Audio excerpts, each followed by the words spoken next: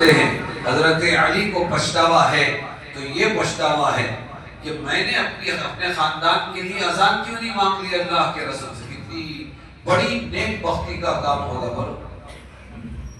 اس لیے ہم کو خوشی خوشی سیکھ کر اذان دینا چاہیے. سیکھ کر, ہاں ہر مسلمان سیکھے اذان.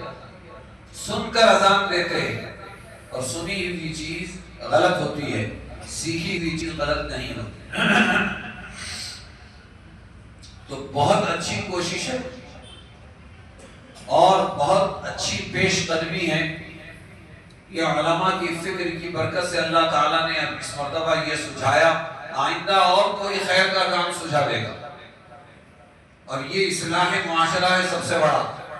اذان درست تو معاشرہ درست. اذان اگر بگڑ جائے تو معاشرہ بگڑ جائے, اس کے اثرات ہوتے ہیں.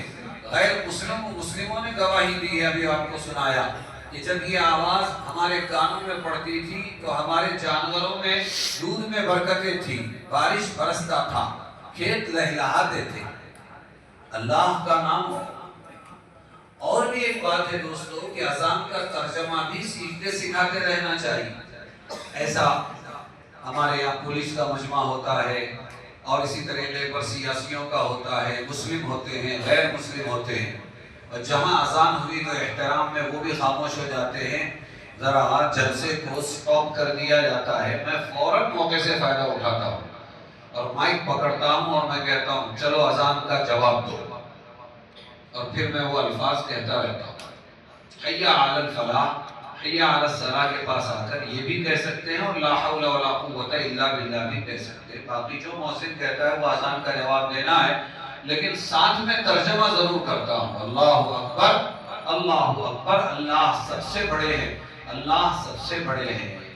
میں یہ ترجمہ اس لیے کر رہا ہوں, بولتا ہوں وہاں, میں یہ ترجمہ اس لیے کر رہا ہوں کہ بہت سے ناعاقبت اندیش لوگ اور غلط فہمیاں پھیلانے والے لوگ یہ کہتے ہیں کہ اے غیر مسلموں, تم جانتے ہو یہ اذانوں میں کیا کہا جا رہا ہے؟ اللہ اکبر, یعنی اکبر بادشاہ کی حکومت مسلمان پھر سے لانا چاہتے ہیں. تو سن لو کہ اکبر بادشاہ سے ہمارا کوئی لینا دینا نہیں ہے. ہم تو اللہ تبارک و تعالیٰ کو بغیر دین اگر کہتے ہیں. اللہ اکبر ایک کبیر, اللہ بڑا ہے, غلط. سب کبیر ہوں گے لیکن اللہ کبیر نہیں, اکبر ہے. اللہ سب سے بڑا ہے, اس سے بڑا کوئی نہیں ہے. ہم اپنے اللہ کو اکبر کہتے ہیں. اکبر بادشاہ سے ہمارا کوئی رشتہ نہیں ہے.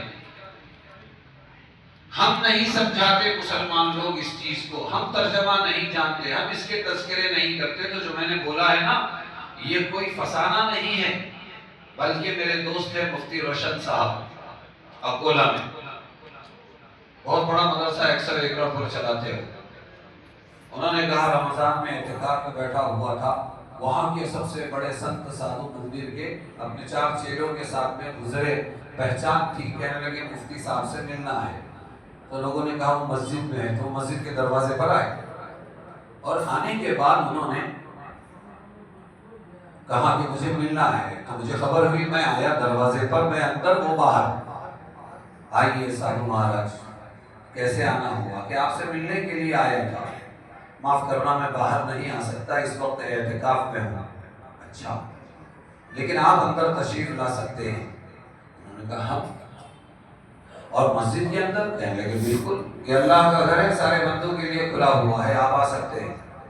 وہ آئے بیٹھے, انہوں نے تعجب سے 3 باتیں بتائی کہ مفتی صاحب آج تو چمتکار ہو گیا کہ ہم کو مسجد میں آنے دیا گیا. ہمیں 3 باتیں سمجھائی جا رہی ہے اس دھرتی پر, اس ملک میں.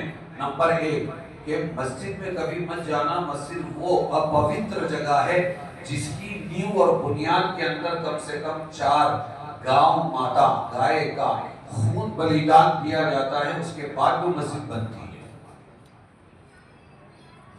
دوسری بات ہم کو یہ سمجھائی جا رہی ہے کہ مسجد کے اندر اکھاڑا ہوتا ہے, اور مسجد میں ہتھیار چھپا کے رکھتے ہیں غیر مسلموں کو مارنے کے لیے. اور تیسری بات ہم کو یہ سمجھائی جاتی ہے کہ یہ جو مسجدوں سے آواز لگتی ہے اللہ اکبر، اس کا مطلب یہ ہے کہ مسلمان یہ بولتے ہیں اکبر بادشاہ کی حکومت ہم کو دوبارہ لانا ہے۔ تو یہ باقاعدہ ایک اسکیم ہے، سازش ہے، ان کا مشن ہے، اور مسلمان غفلت میں ہیں۔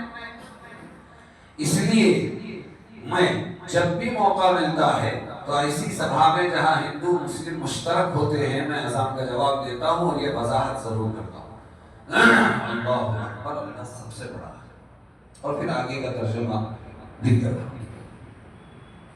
ہم مسلمانوں نے جو کرنا تھا وہ نہیں کیا،